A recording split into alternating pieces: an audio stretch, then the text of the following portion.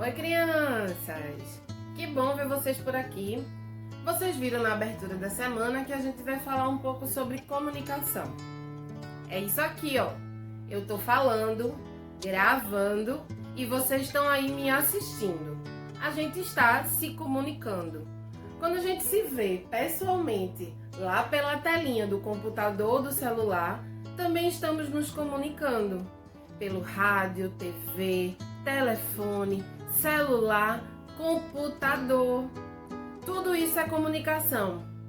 Mas os bichos usam um jeito diferente de se comunicar. O galo, por exemplo, quando ele quer dizer pra gente que o dia amanheceu, qual é o som que ele faz? Isso mesmo!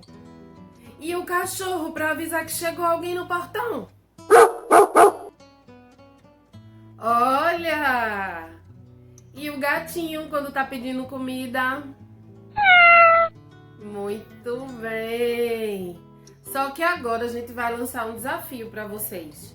A gente vai ouvir o som dos animais e depois a gente vai descobrir que som é esse, que bicho que faz esse som. E aí eu quero ver, de frente para um espelho, vocês vão ouvir o som dos animais, descobrir que som é e vão imitá-los.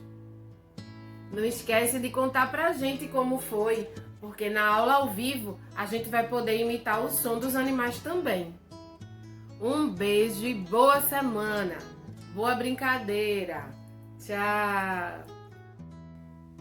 Vamos lá, crianças. Sentem aí na frente de um espelho e vamos imitar os bichos. Que bicho é esse?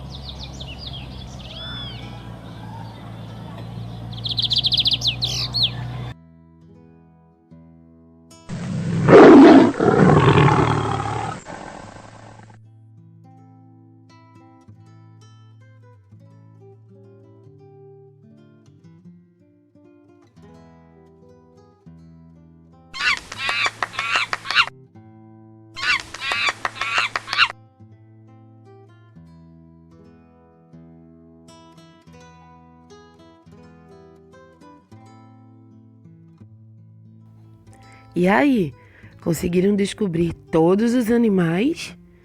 Então vamos brincar agora? Um beijo!